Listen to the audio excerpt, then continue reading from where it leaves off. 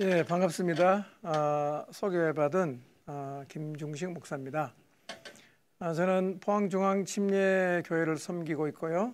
85년도 전도사를 시작으로 부목사를 거쳐서 2000년도부터 담임 목사로 사역을 하고 있고 지금까지 36년째 포항중앙침례교회에서 사역을 하고 있습니다. 그리고 95년도부터 지금까지 약 26년간 셀 목회를 하고 있습니다. 지난 26년간 하나님께서 은혜를 주셔서 이 셀 사역을 통해 교회가 이전보다 많이 건강해졌습니다.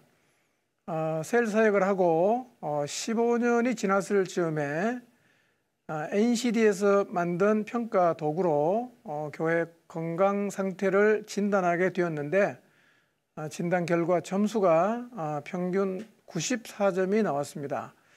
나중에 들은 얘기인데 60점이 넘으면 건강한 교회라고 하는데 94점이 나왔으니까 점수가 꽤 높게 나온 것입니다.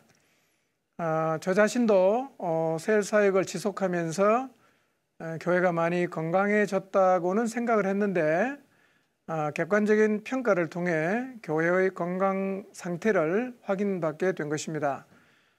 근데 이 점수는 이 도구로 조사한 200여 교회 가운데 가장 높은 점수이기도 했습니다.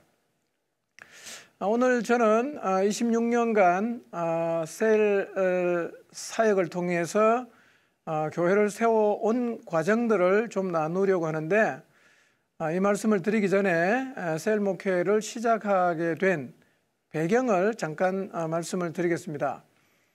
제가 셀 목회를 하게 된 가장 큰 이유는 목회적인 고민 때문이었습니다. 당시 저는 목회를 어떻게 해야 되는지에 대해서 사실 감을 잡지 못하고 있었습니다. 교회를 어떻게 세워가야 하는지 또 어떤 길로 가야 제대로 가는 것인지 사실 길을 정확히 모르고 있었습니다. 그렇지만 사람을 세워야 한다는 생각을 하고 있었기에 제자훈련과 성경 공부를 아주 열심히 했습니다. 성경 공부와 제자훈련을 하니까 사람들이 조금씩 변하기를 시작했습니다. 그래서 더 열심히 했습니다. 그런데 어느 정도 변화가 있긴 했는데 그 이상의 변화는 잘 일어나지 않았습니다. 이상하다. 왜 더 이상 변하지 않을까? 더 열심히 하고 노력을 했습니다. 근데 결과는 같았어요. 그래서 고민하기를 시작했습니다.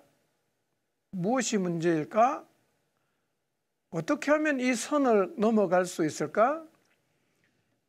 성경을 보면 이 임계점을 넘어간 사람들이 많은데 우리는 왜 이걸 넘어가지 못하는 걸까?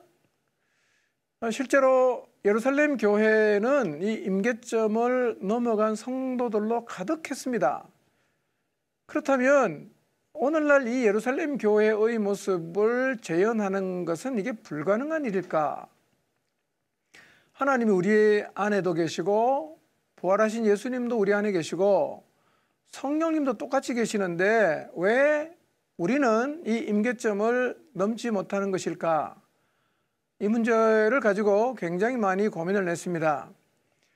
그러다가 94년경에 한 세미나에 참석했다가 어떤 교회의 이야기를 들으면서 굉장한 충격을 받게 되었습니다.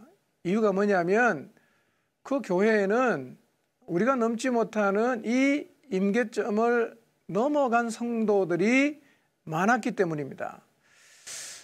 그리고 그 점에 같은 고민을 하던 목회자들이 당시 대전 침례신학대학의 실천신학 교수였던 박영철 교수님이 세운 전신자 사역자 훈련원에서 성경에서 말씀하고 있는 교회의 모습 그리고 그런 교회를 어떻게 하면 세울 수 있는지를 고민하고 또 함께 나누면서 그런 교회를 세우려는 시도를 하게 되었습니다. 당시에는 그 교회를 셀교회라고 지칭을 했습니다. 그렇게 해서 전통교회였던 저희 교회가 셀교회로의 전환을 시도하게 되었습니다. 처음에 시작했을 때는 교회가 사람이라는 사실을 다시 한번 확인하고 무엇보다도 사람을 세우는 일에 집중을 하려고 했습니다. 그런데 막상 사람 세우는 일을 하려고 하니까 이미 존재하고 있는 교회의 많은 그 구조들이 방해가 되었습니다. 당시 저희 교회 교인이 한 100여 명 정도가 됐는데요. 이 사람들이 교회의 모든 일을 다 맡아서 하고 있었습니다.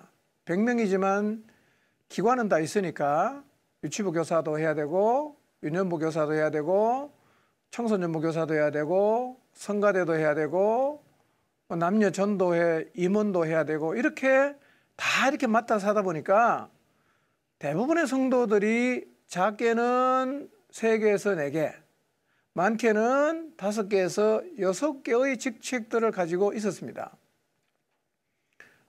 이렇게 한 사람이 많은 사역을 하다 보니까 주일이 되면 아침부터 저녁까지 뛰어다녔지만 사실은 한 가지도 제대로 하지를 못했습니다.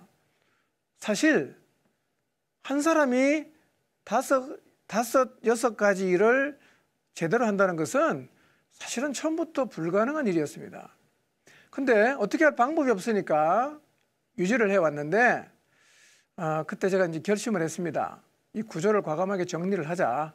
그리고 한 사람이 한 가지 사역만 하게 하자. 그렇게 결정을 했습니다. 제일 먼저 교회 안에 있는 남녀 전도회를 정리했습니다. 남녀 전도회는 기존에 그 목장과 중복이 되는 부분이 많아서 정리를 하기도 했지만 사실은 기관 같은 경우는 뭐 많은 교회가 그러할 거라고 생각을 합니다만 영적으로 미숙한 사람, 심지어는 불신자까지도 기관의 회장이 되기도 하고 임원이 됩니다. 그러면 회칙 운운하면서 교회와는 전혀 다른 방향으로 가는 경우들이 생겨났습니다. 그래서 이거는 이렇게 하다가는 교회가 산으로 가겠다. 교회의 원칙은 신앙이 성숙한 사람이 끌고 가는 게 원칙이 아니겠는가. 그래서 목자들이 중심이 되어서 교회를 끌고 가도록 했습니다. 지금도 저희 교회는 중고등부나 청년부가 독립된 기관으로 활동을 하지만 회장이나 부회장이나 이런 임원들은 세우지 않습니다. 오직 목자와 교사들이 끌고 가고 있습니다. 왜냐하면 미숙한 사람이 감투를 쓰면 우선 본인의 신앙에도 도움이 되지 않고 또 교회에도 나쁜 영향을 주기 때문입니다. 그 다음에 없앤 게 성가대였습니다. 성가대는 비성경적이어서 없앤 게 아니고요. 사람을 구원하고 세우는 일이 교회가 해야 되는 가장 중요한 일인데 제가 이렇게 보니까 그 일을 해야 될 사람이 전부 성가대에 앉아 있어요. 아시겠지만 교회 새로 나오는 사람의 특징은 늦게 오고 일찍 갑니다. 근데 성가대에 앉아 있으면 미리가 앉아 있고 늦게 나옵니다. 그러니까 새로운 사람이 와도 그 사람들을 돌보거나 챙길 사람이 없어서 이거는 좀 곤란하겠다. 그래서 제가 성가대장이나 성가대원들을 충분히 설득을 하고 우리 성가대를 없애고 대신 목장별로 돌아가면서 찬양하면 되지 않겠냐. 꼭 하나님이 노래를 잘해야 받는 건 아니니까 그렇게 해서 성가대를 없애고 그 다음 주부터는 목장별로 돌아가면서 이렇게 찬양을 하게 했습니다. 자, 이렇게 기관을 없애도 여전히 이 일손이 많이 모자랐습니다. 그러다 보니까 최소 유치부, 유년부, 청소년부 교사 정도는 돼야 되는데 그 정도의 교사도 해보니까 부족하더라고요. 그래서 고민이 되었지만 교육기관을 축소를 했습니다. 그리고 지금부터라도 사람을 준비하고 세워서 세워지는 대로 유치부 교사도 가고 또 유년부 교사도 가고 청소년부 교사도 가자. 그렇게 해서 그때부터 사람을 세우는 일에 더 집중을 했습니다. 자, 이렇게 한 사람이 한 가지 일을 하고 또 사람 세우는 일에 우리가 모든 역량을 집중을 하면서부터 이 사람이 세워지는 속도가 조금씩 붙게 되었습니다. 그래서 사람이 세워지면 목자가 제일 중요하게 우리가 생각했습니다만 기관에 부족한 교사도 보내주고 그렇게 하면서 이전보다 숫자는 적어도 오히려 기관들이 더 견고하게 세워지게 되었습니다. 이전에 기관의 교사들의 그 어떤 그 풍경이라고 할까요? 연초에 한 20명이 시작합니다. 연말에 가면 10명밖에 안 남아요. 이게 해마다 반복이 돼요. 그러면 또 연말이 되면 다시 결심을 해서 나는 뭐 청소년부 교사하겠습니다. 유년부 교사하겠습니다. 자원하지만 6개월이 넘어가면 또 떨어지거든요. 근데 이렇게 사람을 세워서 보내니까 특별한 경우에 다른 일 때문에 옮기지 않는 경우를 제외하고는 한 번 교사를 하면 수십 년 계속 갑니다. 지금도 그렇게 가요. 예.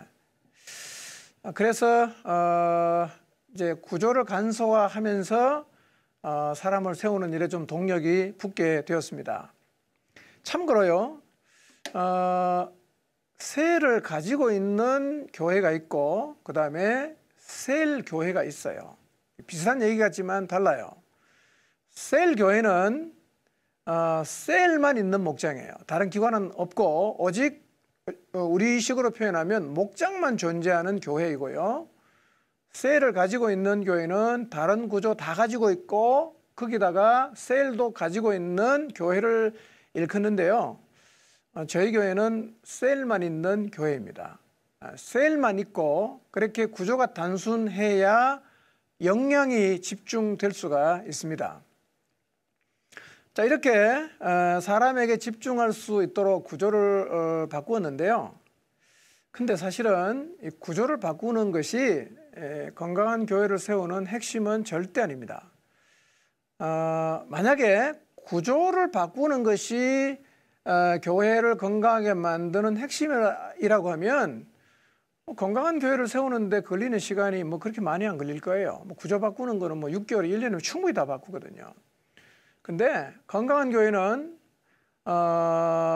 구조를 바꾼다고 세워지지 않습니다. 물론 구조를 바꾸면 도움은 돼요. 근데 구조를 바꾸는 것이 핵심은 아니죠. 정말 핵심이 뭐냐면 이 기초공사를 잘 해야 됩니다. 기초공사. 이걸 다른 말로 하면 토양이라고 할 수 있겠습니다. 교회의 토양을 잘 만드는 게 중요한데요. 제가 26년 동안 이렇게 사람을 세우고 교회를 세우는 일에 집중을 하면서 이렇게 하면 건강한 교회를 세울 수 있겠다라고 하나씩 정리가 되면서 이제 교회 기초가 이런 것들이다. 그렇게 이제 지금까지 정리된 게 한 10가지 정도가 됩니다. 작년 2월 12일부터 6월 14일까지 20회에 걸쳐서 이 내용을 국민일보에 연재하기도 했습니다. 자, 그러면 이 기초가 무엇인지에 대해서는 이제 두 번째, 세 번째 시간에 제가 말씀을 드리고요. 이 시간에는 먼저 교회를 어떻게 세울 수 있는지를 먼저 좀 살펴보도록 하겠습니다. 한번 생각해 보십시오. 교회는 어떻게 세울 수 있습니까? 내가 지금 교회를 세우는 자리에 서 있다고 가정을 해봅시다. 뭘 해야 되겠어요? 뭘 하면 교회를 세울 수 있을까요? 어디에다 손을 대야 되고 무엇에 집중하면 교회가 세워질 것이라고 생각하십니까? 사실 교회는 굉장히 위대한 곳입니다. 교회는 하나님이 창세전에 계획하신 것이고요. 마태복음 16장 16절에 보면 이 교회는 음부의 권세가 이기지 못하는 것입니다. 교회는요, 만물을 충만케 하시는 예수 그리스도의 충만함이 나타나는 곳입니다. 그러니까 지상에서 예수 그리스도의 충만함을 경험할 수 있는 곳이 교회라는 말입니다. 그래서 사실은요, 성도는 교회를 세우는데 자기 자신의 인생을 드려야 한다고 저는 믿습니다. 교회가 먼저죠. 근데 하나님의 순서가 먼저가 교회고 세워진 교회를 통해서 하나님의 뜻을 이루어가는 건데 오늘날 자꾸 이 순서를 바꾸거나 잊어먹어요. 그래서 교회랑 아무 상관없이 자꾸 하나님의 뜻을 이루어가겠다고 하는 사람이 적지 않습니다. 자, 이 얘기는 뒤에 가서 좀 드리도록 하고요. 다시 이제 원래 질문으로 돌아가서 교회는 어떻게 세울 수 있을까? 쉽지 않은 질문입니다. 자, 그럼 내가 지금 교회를 세운다고 하면 뭘 해야 될까요? 나는 교회를 세우기를 원하기 때문에 난 이걸 하겠다. 그게 뭔지 한번 잠깐 생각해 보시기를 바랍니다. 이 시간에는 에베소서 4장 1절에서 16절에 있는 말씀을 중심으로 교회를 어떻게 세워가야 하는지 저는 이것이 하나님이 주신 설계도라고 생각합니다. 교회는 이렇게 세워야 돼 라고 하나님이 우리에게 설계도를 주셨는데 그 설계도가 에베소서 4장 1절에서 16절에 기록이 되어 있다고 생각합니다.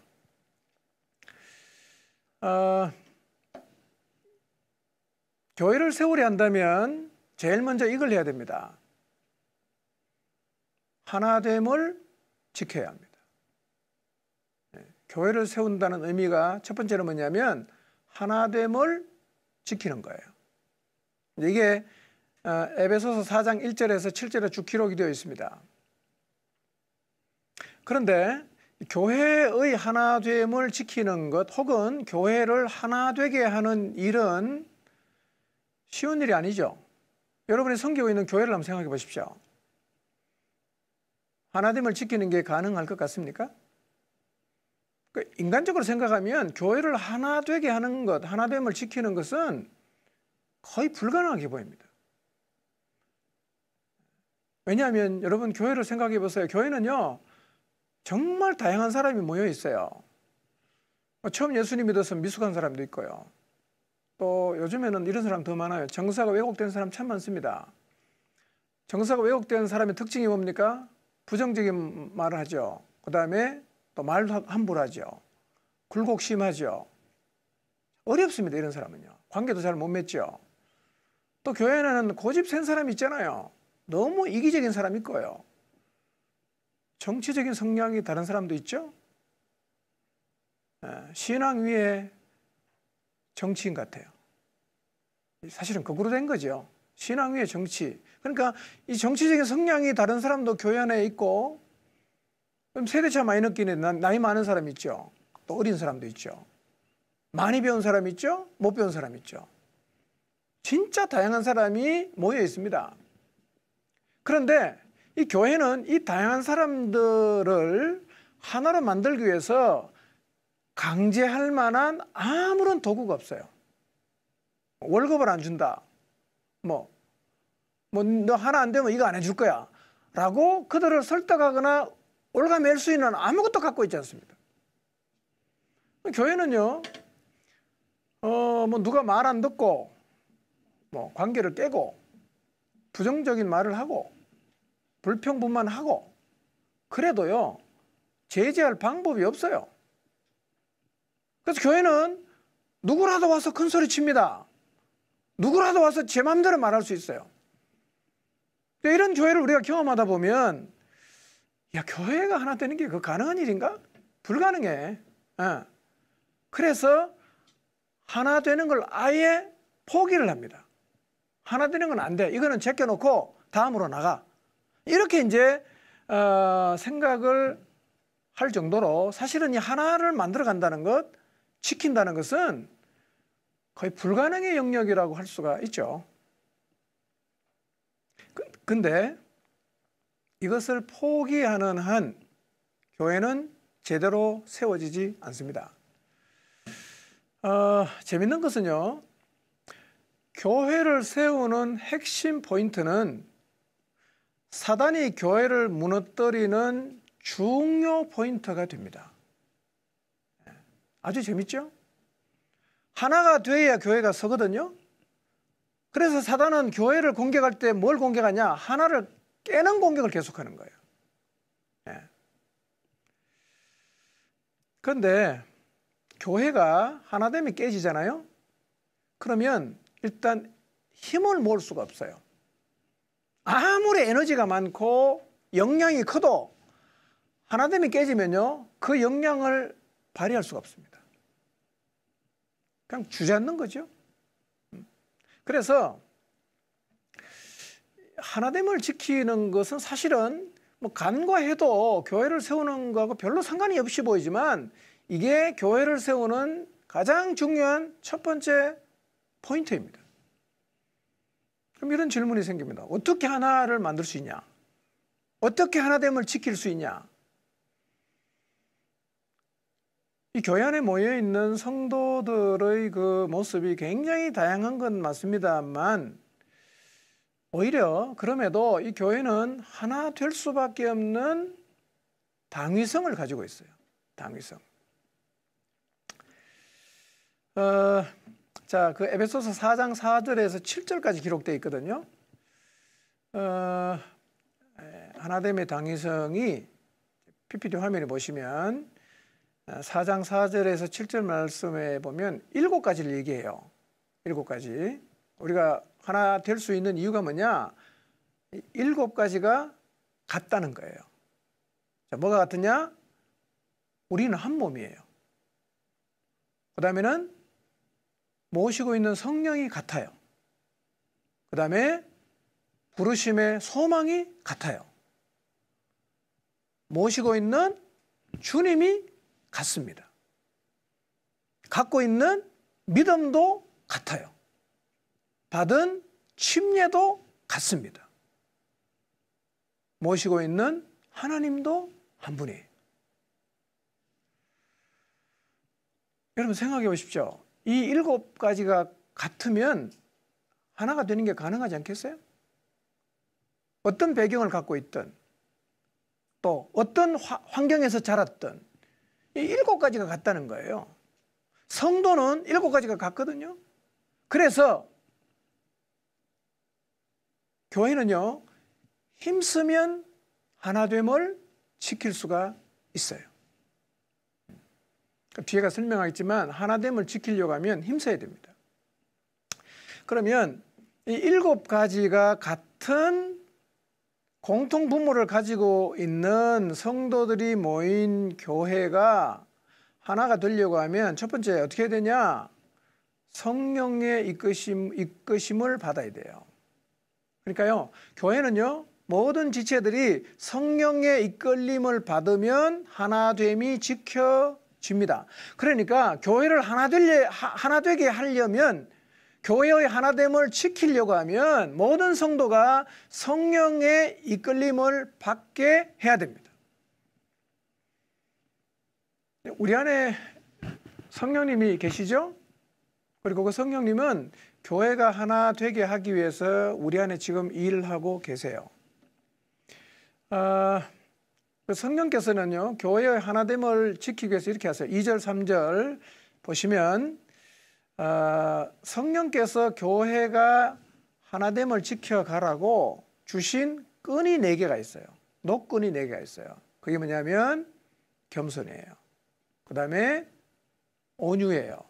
그 다음에 오래 참는 거예요. 그 다음에 사랑으로 서로 용납하는 거예요. 이런 겁니다.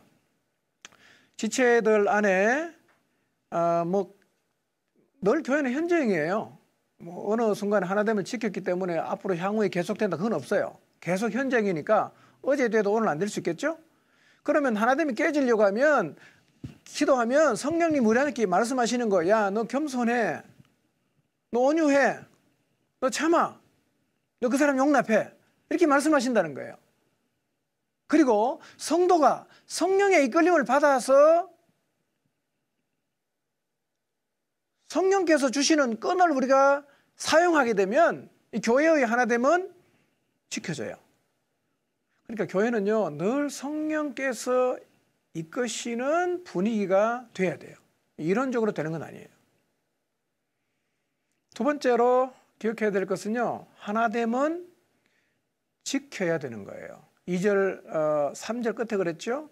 평안의 매는 줄로 성령이 하나 되게 하신 것을 힘써 지켜라. 힘써 지켜야 돼요. 재미있는 표현은 성령은 이미 하나 되게 했어요. 우리는 뭐 하는 겁니까? 우리가 지금 하나를 만들어가는 게 아니고 사실은 만들어 놓은 거를 뭐 하는 거예요? 지키는 거예요. 지키는 거예요. 힘써 지키라 그랬어요. 근데 여기서 힘써라는 말은 이 헬라말로 스푸다조라는 말인데요.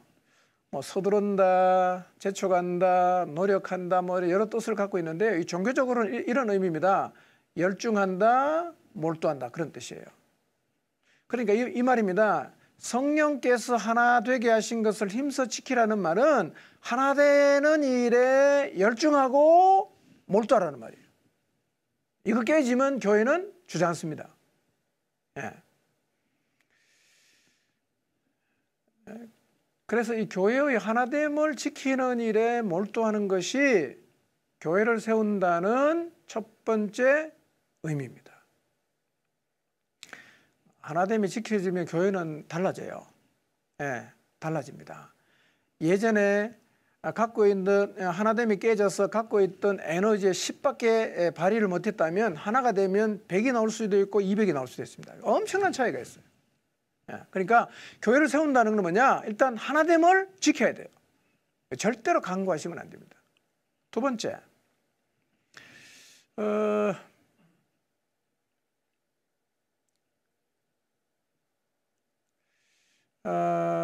교회를 세우는 두 번째 방법은요, 각자가 하나님께로부터 받은 이 분량이 다르다는 것을 인정해야 됩니다. 그리고 이것을 받아들여야 됩니다. 사실 저는 이 부분은 모든 성도들의 가슴에 깊이 새겨져 있어야 하는 부분이라고 생각합니다. 분량의 차이가 인정이 안 되면 교회가 자꾸 깨집니다. 그러니까 뭐냐면 분량의 차이를 인정해야 교회가 세워집니다. 그러면 사단은 교회를 무너뜨리기 위해서 뭘 공격하겠어요? 분량의 차이를 못 받아들이게 하는 거예요. 나 그거 인정 못해. 이러면 교회가 이제 주저앉는 겁니다. 4장 7절을 보시면 우리 각 사람에게 그리스도의 선물의 분량대로 은혜를 주셨나니 그렇게 말씀하고 있어요. 각 사람에게 분량대로 은혜를 줬어요. 교회 안에 지체들이 많지 않습니까? 근데 그 지체들 각 사람에게 선물을 줬어요. 어떻게 줍니까? 분량대로 주는 거예요. 그래서 성도들이 갖고 있는 이 분량이 다 달라요. 다 달라요. 이게 인정이 되는 토양이 되어야 교회가 세워집니다. 자, 그러면 우리에게 각기 다른 분량의 은혜를 주시는 분이 누굴까요? 그게 에베소서 4장 7절에서 10절인데요. 한번 여러분이 화면을 보고 읽어보시면 그리스도의 선물의 분량대로 각 사람에게 선물을 주신 분이 누군가를 설명하는데 8절에 이렇게 말씀하죠. 그분은 위로 올라가실 때에 사로잡혔던 자를 사로잡으시고 사람들에게 선물을 주셨는데 올라가셨다는 말은 그분이 땅의 낮은 곳으로 내려왔다는 말이죠. 그러면 낮은 곳에 오셨다가 위로 올라가신 분이 우리에게 분량을 따라 선물을 주셨거든요. 이분이 누굴까요? 내려왔다가 다시 올라가신 분. 예수님이에요. 예수님. 그러니까 교회 안에 있는 성도들에게 각기 각기 다른 분량의 은혜를 주신 분이 누구냐면 예수님이라는 거예요.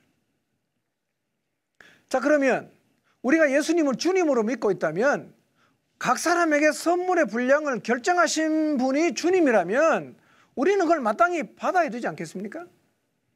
그러니까 사실은 교회가 세워지려고 하면요, 모든 지체가 예수 그리스도의 주권을 철저하게 인정하는 자리에 서야 되는 거예요.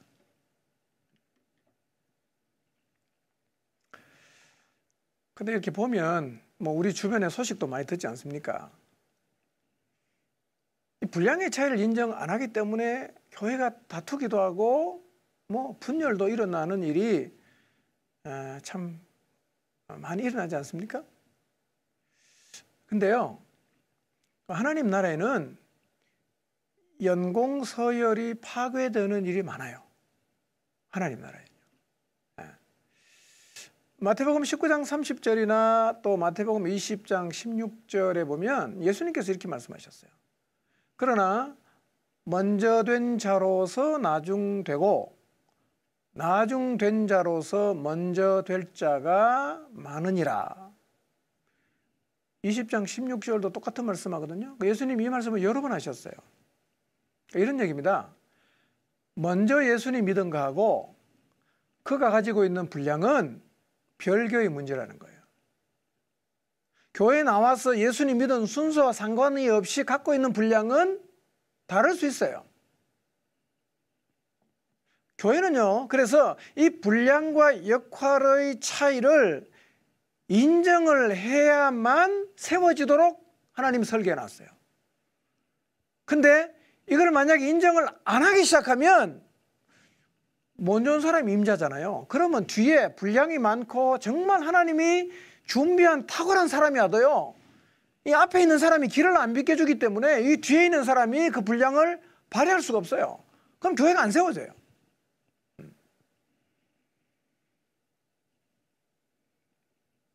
그래서 이 교회를 세우려고 하면 모든 성도가 이 차이를 인정하고 받아들여야 됩니다.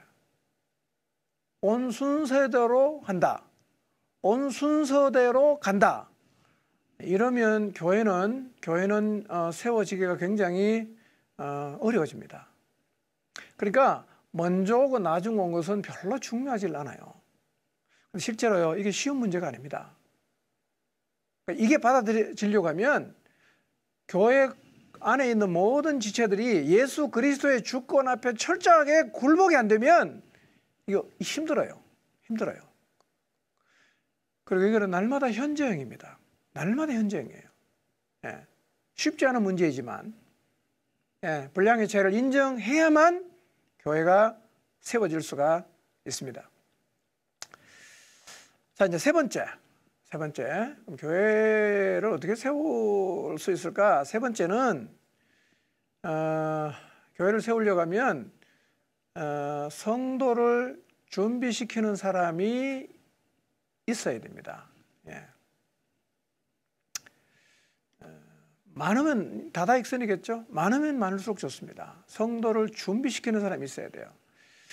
에베소서 4장 11절 12절을 보시면 그분께서 교회 안에 세우신 사람이 있어요. 11절에 보면 사도, 선지자, 복음 전하는 자, 목사와 교사, 그분이 세우신 거죠. 왜 세웠냐 이 사람들을. 12절에 보면 성도를 온전케 하여 봉사일을 하게 하고 그리스도의 몸을 세우게 하기 위해서 세웠다는 거예요.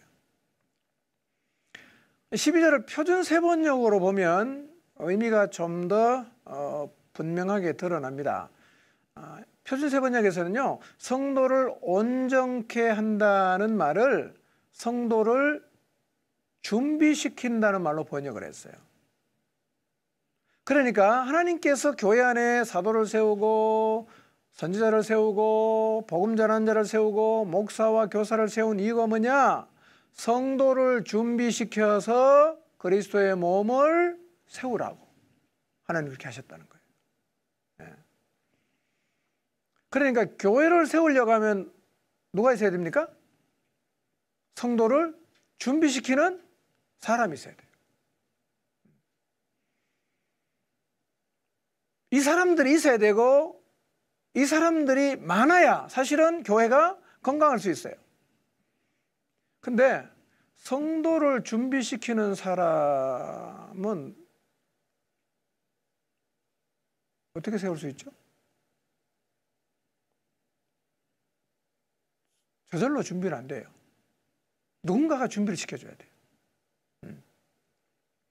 그래서 성도를 준비시켜주는 사람이 만약에 교회 안에 없으면 성도가 준비가 안 되겠죠. 그러면 어떤 결과가 오냐? 교회가 안 세워지는 거예요. 예. 혹시 여러분 교회 안에 성도를 준비시키는 사람이 얼마나 있는가를 한번 생각해 보세요. 성도를 준비시키는 사람이 없으면 교회는 건강하게 세워지질 않습니다.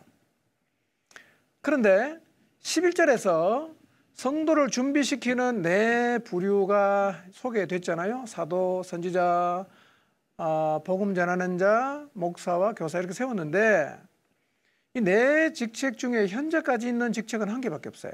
학자들이 이렇게 봅니다. 목사와 교사입니다. 근데 목사와 교사는 두 사람을 의미하는 게 아니라 한 사람이 감당하는 두 가지 역할을 말하는 거거든요. 한 사람을 얘기하는 거예요. 자, 그러면 성도를 준비시키는 사람이 목사밖에 없습니까?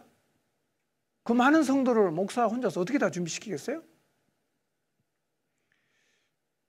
근데 이제 에베소서 4장 16절에 보면 교회를 성도를 준비시키는 또 다른 사람을 소개하고 있어요. 16절에 보면 온 몸이 각 마디를 통하여 도움을 받는다 이렇게 표현하고 있어요. 마디라는 직책이 있어요. 오늘날로 말하면 뭐 교회 목자로 우리가 이해할 수가 있겠습니다. 자, 온 몸은요 각 마디를 통해서 도움을 받습니다. 그러면 연결도 되고 결합도 돼요. 그러니까 교회를 세우려고 하면 이 마디가 교회 안에 많아야 됩니다. 마디. 네. 우리 몸에 마디가 276개 있다 그럽니다. 이 마디가요. 네. 마디가 건강해야 위와 아래가 연결이 돼요. 우리 몸에 마디가 고장 나 보세요. 어떤 일이 벌어지는가? 마디 아래는 다 죽어요. 마디 고장 나면. 그 마디는 위와 아래를 잘 연결하는데 이게 바로 교회 안에 있는 목자의 역할이거든요. 아래와 위를 잘 연결해 주는. 그래서 목자의 역할이 뭐냐? 영적으로 공급하고 성도를 준비시키고 이런 일을 하는 거예요. 이런 마디가 제 역할을 하게 되면 이제 교회가 건강하게 세워지게 됩니다. 구체적으로 마디가 뭔 일을 하냐? 골로새서 1장 28절 29절인데요. 마디가 하는 일은 각 사람을 권하고 모든 지혜로 각 사람을 가르쳐서 각 사람을 그리스도 안에서 완전한 자로 세우는 일을 하는 거예요. 그리고 이 일에 힘을 다해서 수고하는 마디가 있다면 그 교회는 건강해집니다.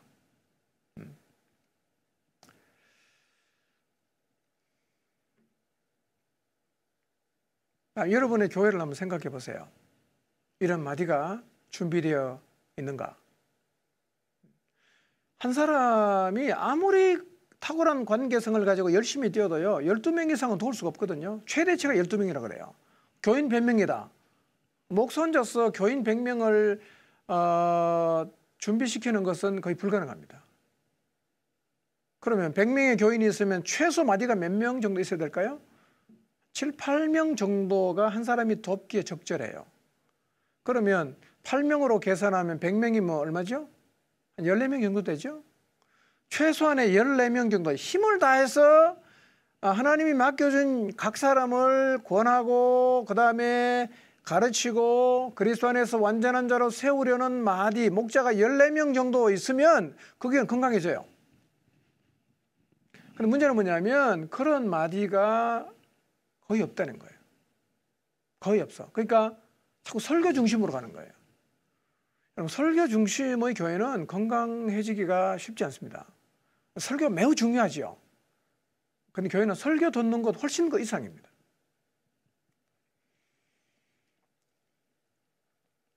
그렇지만 뭐 대개 교회는 보면 구조는 이제 유지를 해야 되니까, 교회를 유지를 해야 되니까 이제 구조를 만들어 놓잖아요. 구조 속에 목자는 다 있어요. 근데 그 목자가 각 사람을 구원하질 않아요. 각 사람을 가르치는 일도 안 해요. 각 사람을 예수 그리스도 안에서 완전한 자로 세우기 위해서 수고를 하지 않습니다. 근데 더 정확한 표현은 할 줄을 몰라서 그럴 수가 있어요. 뭘 해야 될지 모르니까. 그러니까 교회를 나와도요, 누군가가 제대로 도와주는 경우가 없잖아요. 그걸 어떤 현상이 벌어집니까? 영적인 어린아이만 확 가득한 거예요. 예. 여러분의 교회를 한번 이렇게 생각해 보십시오. 저는 한 사람이 교회를 나오면 그가 신자로 거듭나서 자라가는 과정 속에서 누군가가 예수님을 믿는 것은 어떤 것이고 또 영적으로 어떻게 하면 잘할 수 있는지를 개인적으로 가르쳐 줘야 되거든요. 근데 이거를 안 하면 신앙을 어떻게 배우느냐 하면 전부 어깨너머로 배웁니다. 안 가르쳐 주니까 보는 거예요. 저 때는 저렇게 하는 거네. 저 때는 저렇게 하는 거네. 그러니까 왜 해야 되는지를 모르고 어깨너머로 저 때는 저렇게 하는구나. 저 때는 저렇게 하는구나. 그렇게 해서 껍데기만 자꾸 배우는 거예요. 그러니까 정말 중요한 신앙을 개인적으로 누군가를 통해서 실험하고 고민하면서 배워가는 게 아니라 다 어깨너머로 배워요. 그러니까 교회가 안 세워지는 거예요. 그래서 이 교회를 세우려고 하면 사실은 목자를 준비시켜야 합니다. 그러니까 처음 시작할 때는 목사가 목자를 준비시켜야 돼요. 한 영혼 붙잡고 정말 실험해야 됩니다. 그럼 5년 걸릴 수 있고 10년 걸릴 수 있어요. 시간 많이 걸린다고 포기하면 계속 안 돼요. 지금부터라도 시작하면 됩니다. 저희 교회는 이제 한 26년이 되다 보니까요, 누구라도 처음 교회 딱 나오면 그 주에 목자가 개인적으로 다 만나주고 복음도 개인적으로 다 전해주고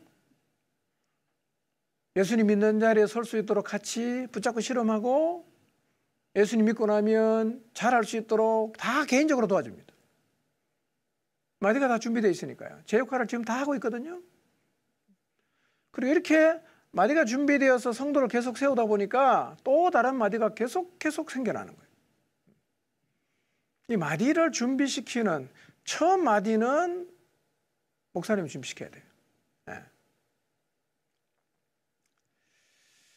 자, 연이어서 마디가 제 역할을 잘 감당하면 나타나는 현상이 있어요. 그게 뭐냐면 연결이 됩니다. 연결이 되고 결합이 돼요. 결합이 됩니다.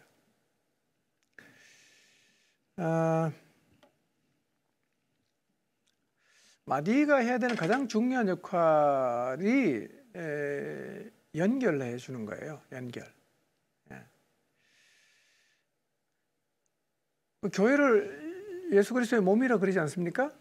그리고 교회가 유기체라고 하지 않습니까? 그렇죠.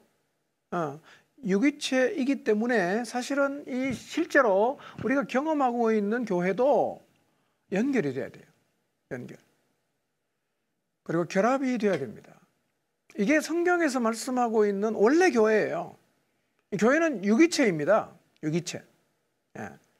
근데 이 연결이 어떻게 일어나느냐면 이 마디가 역할을 제대로 감당하면 일어나요. 자, 그러면 이제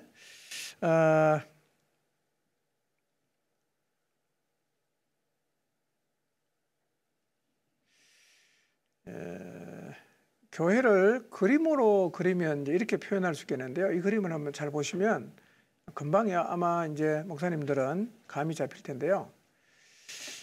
전통적인 교회의 그림이 이렇습니다. 전통적인 교회 그림. 이게 뭐냐면 설교자를 중심으로 이렇게 모여 있죠. 근데 연결이 하나도 안 돼 있어요. 이런 교회는 이단이 들어오면 굉장히 취약해집니다. 이단이 들어오면. 왜냐하면 이 중에 한 명을 그냥 와서 접촉을 해도 이 사람이 누구를 접촉하는지 아무도 몰라요. 그래서 데리고 가도 간지도 몰라요. 이런 구조는 연결이 하나도 안 돼 있기 때문에. 예. 그러면 성경이 말하는 구조는 뭐냐? 성경이 말하는 교회의 구조는 이거예요. 자, 이 그림을 잘 보십시오. 이 그림은요, 연결되어 있죠? 근데 사실은 우리가 마디가 사역을 제대로 감당하면 여러분 각 사람을 연결하고 있는 선이 보이시나요? 이 선이 굵어져야 돼요. 이 선을 굵게 하는 게 간단한 일은 아니지만 사역이라는 게 뭐냐? 선을 굵게 하는 거예요. 굵게 하는 거. 그러니까 이런 구조는요. 예를 들면 맨 하단에 있는 한 명을 2단이어서 건드렸다. 금방 누가 합니까? 그 목자가 알아요. 그러면 제일 위에 있는 담임 목사에게까지 올라오는데 걸리는 시간이 어떨 때는 5분도 안 걸립니다. 바로 연락 옵니다. 저희 교회 신천지가 여러 번 접근을 했어요. 이사한 지 지금 11년째인데 이사를 하고 나서 교회 카페도 신천지 찾아오고 그다음에 와서 항상 신천지는 교회 밖에서 만나자고 하고요. 그다음에 목사님에게 비밀로 하라 그러고 목자에게 비밀로 하라 그래요. 그리고 만나요.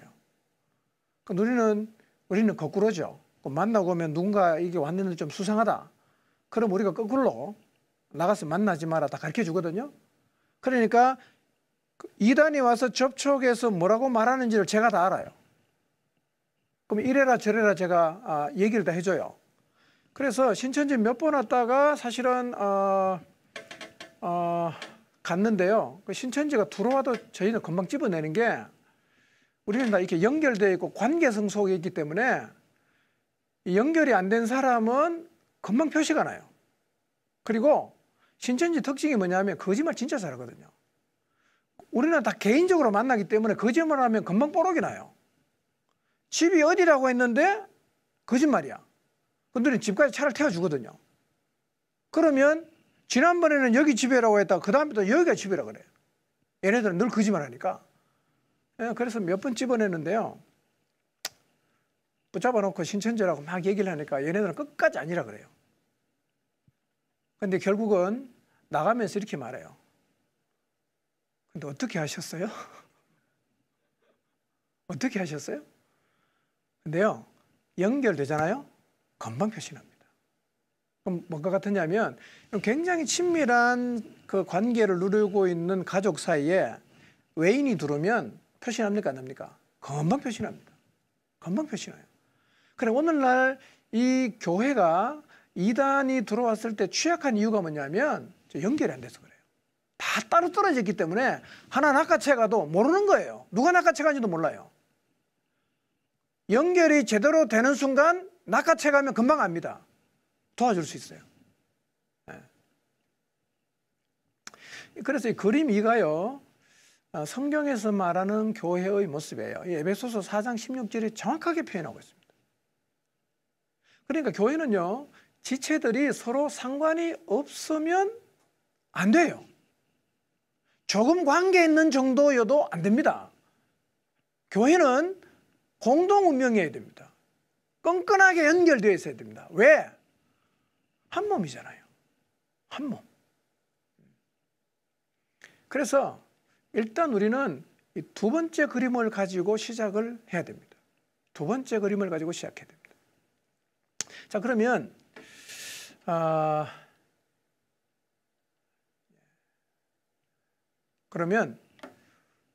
어떻게 연결할 수 있죠? 자, 그러면 이제 우리 교인하고 내가 이제 연결을 한번 이제 시도를 해야 되잖아요. 어떻게 하면 연결되죠? 근데 성경은 연결하는 방법까지도 가르쳐주고 있어요. 근데 사실은요, 이 4장 16절 말씀의 의미를 제가 깊이 깨닫기 전에 우리 교회 안에서요, 한 형제가 교회를 나온 지 10년이 넘었는데도 나하고 연결이 안 됐다는 느낌이 계속 들었어요. 이상하다. 저 친구는 왜 나하고 연결이 안 될까? 왜 저 친구는 나하고 연결이 안 되지? 계속 제가 이제 그 문제를 가지고 고민을 했거든요. 어느 순간 제가 답을 찾았어요. 아, 이래서 저 친구가 나랑 연결이 안 되는구나 라고 찾은 답이 뭐냐면, 그 친구가 나한테 도움을 얻겠다는 마음이 없어요. 배우겠다는 마음이 없어요. 영적으로 공급을 받겠다는 마음이 없더라고. 그러니까 오랫동안 같이 있어도 연결이 안 되는 거예요. 근데 16절을 보세요. 그 뒤에 성경을 보니까 정확하게 성경에 그렇게 적어놨어요. 자, 16절이 뭐라고 합니까? 온몸이 각 마디를 통하여 연결되고 결합되는데 어떻게 연결되고 결합됩니까? 도움을 받으면요. 도움을 받으면 연결돼요. 이 다른 번역은 이렇게 번역했어요. 공급을 받는다 이렇게 표현했어요. 여러분, 낯선 사람이 교회 나왔다. 뭐 어떤 사람이 교회 나와 전도를 받고 와서 예수님 믿었다. 나하고 어떻게 연결하냐? 교회 그냥 다닌다고 연결 안 됩니다. 여러분 목회를 해봐서 알지만요. 교회 다닌다고 연결됩니까? 안 돼요. 그럼 누가 연결됩니까? 목사에게 도움을 받겠다는 사람, 성도는 연결되지만 도움을 받겠다는 마음이 없는 사람은 연결이 안 돼요. 근데 그게 임상적으로 경험했던 바인데 성경에는요 너무 정확하게 적어놨어요. 온몸은 각 마디를 통하여 도움을 받음으로 연결이 되고 결합이 돼요. 여러분 연결되는 방법이 너무 놀랍지 않습니까? 네? 제가 이렇게 우리 목장을 보거든요. 목장이 교회 안에 목장을 보면 똑같습니다. 목자에게 마음을 열고 도움받는 사람은 금세 목자랑 연결돼요. 근데 나는 뭐 목자에게 도움받기 싫어. 이런 사람은요. 교회를 아무리 오래 다녀도 연결이 안 되더라고요.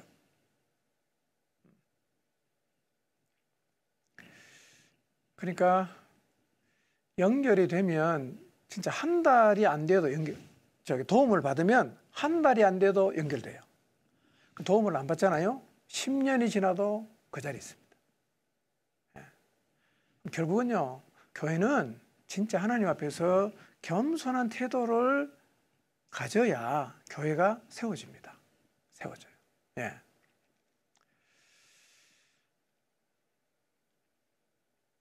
하나님은 공동체로 존재하시죠. 하나님은.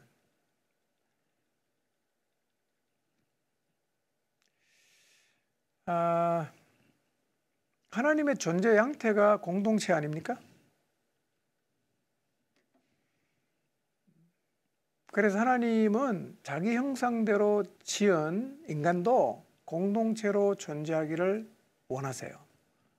그래서 교회가 공동체. 여러분, 공동체를 한국말로 하면 뭡니까? 몸이잖아요. 성경은 교회를 몸으로 비유하지 않습니까? 한 몸이에요. 자, 마지막 네 번째 간단하게 하고 이제 마치 강의를 마무리하겠습니다. 교회가 세워지려고 하면 네 번째는요, 사랑이 있어야 됩니다. 교회는 조직으로 세워지는 데가 아니에요. 교회는 사랑으로 세워져요. 그러니까 십자가의 사랑이 모든 지체들의 마음에 살아 있어서 주님이 주신 새 계명대로 아니면 요한일서 3장 16절 말씀대로 형제를 위해서 목숨을 내줄 정도의 사랑이 있을 때 교회는 세워지는 거예요. 16절에 이렇게 말하지 않습니까? 사랑 안에서 스스로 세우느니라. 교회는 사랑 안에서 스스로 세워지는 것입니다. 그러니까 교회를 세우려고 하면요, 교회 안에 예수 그리스도의 사랑이 모든 성도들의 마음속에 살아 있게 해야 됩니다. 그러지 않고는 주님의 몸인 교회는 세워갈 수가 없습니다. 자, 교회를 세우는 4가지 설계도에 대해서 말씀드렸습니다. 자, 교회를 세운다는 첫 번째 의미가 뭐였죠? 하나됨을 지키는 거예요. 하나됨을 지키는 거. 근데 에베소서 4장 1절부터 16절까지 읽으면 다 나와 있어요. 쭉 설명을 하고 있어요. 하나됨을 지키는 거. 하나됨 어떻게 지킬 수 있죠? 하나됨을 지키기 위해서 우리 안에 일하시는 분이 누구예요? 성령님이에요.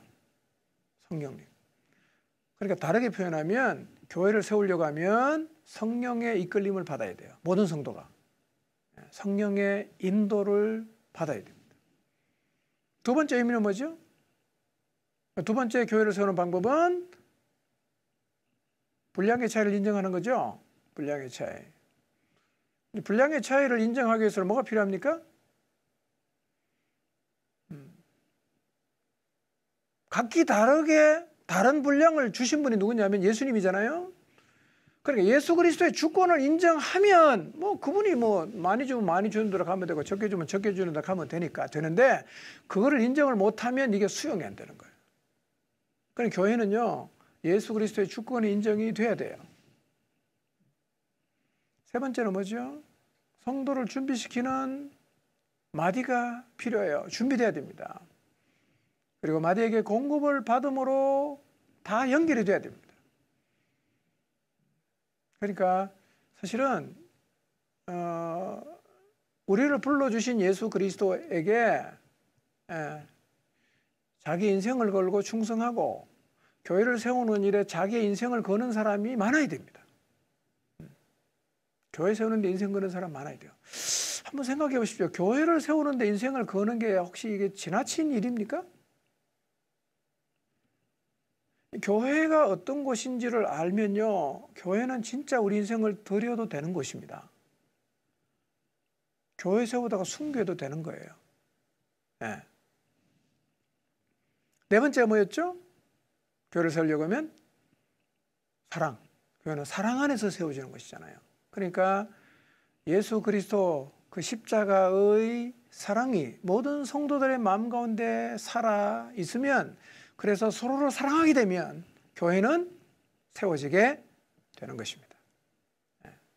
자, 이제 다음 시간에는 이런 교회를 어떻게 세워갈 수 있는가, 다르게 설명하면 사실은 이런 교회를 만들기 위한 기초 작업이 필요해요. 토양 작업이 필요하다는 거예요. 그걸 이제 다음 시간에 말씀드리겠습니다.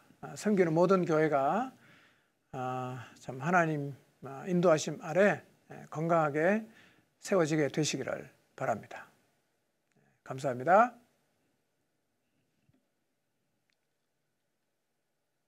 오케이.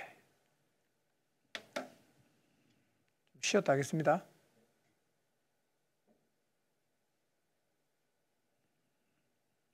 한 10분 정도 시간이 있는데 혹시 뭐 그냥 하시고 싶은 얘기 있으면.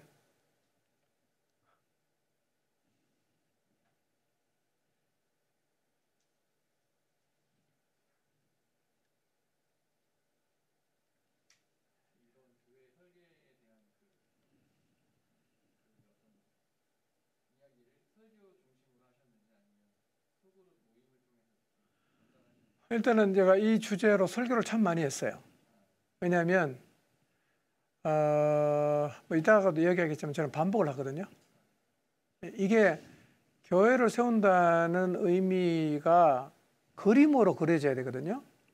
그림을 그리게 하는 방법은 제가 볼 때는 반복밖에 없어요. 뭐 똑같은 얘기를 하진 않았지만 여러 측면에서 저는 교회 얘기를 굉장히 많이 했어요. 보통 이제 교회 주제 설교하면 한 8주 달아갖고 또 쉬었다가 또 하고, 그다음 저희가 이제 전교인 수련회 하거든요. 3박 4일간. 지금은 이제 코로나 때문에 3번째가 못 하고 있는데, 그러면 목요일부터 주일까지 해요. 그러면 이제 그 리조트 빌려갖고 전교인이 다 가요, 우리는. 그러면 그때도 이제 교회를 주제로 수련을 해요.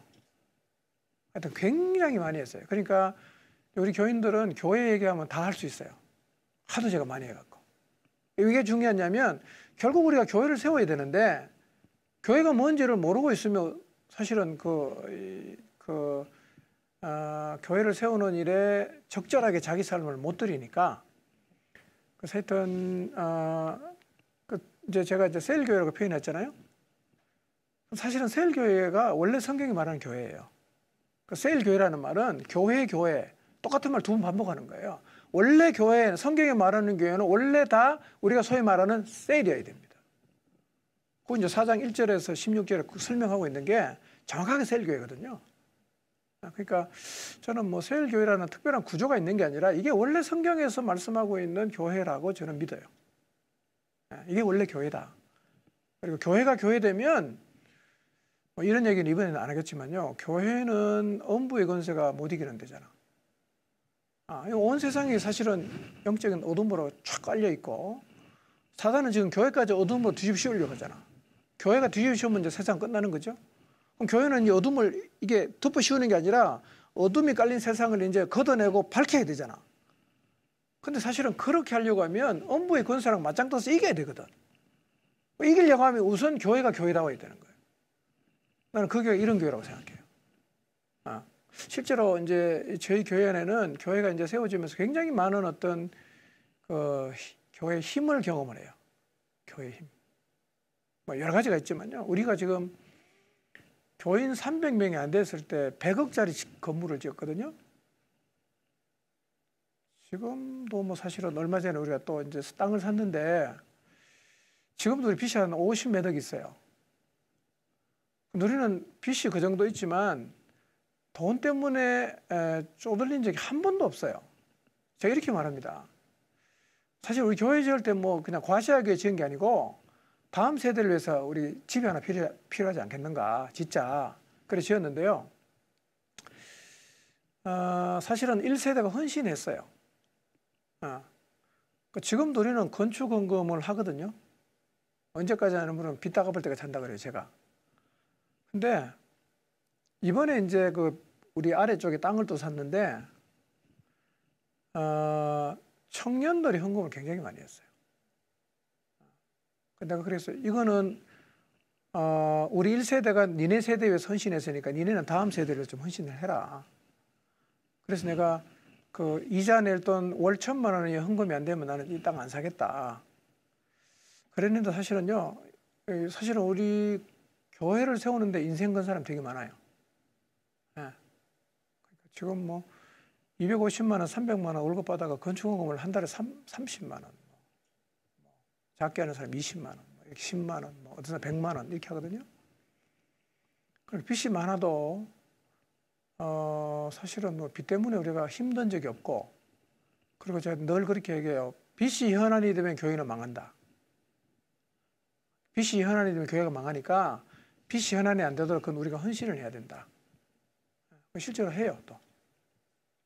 그래서 뭐 하여튼 이 교회가 이제 제대로 세워지면요 굉장히 파워풀합니다. 교회는.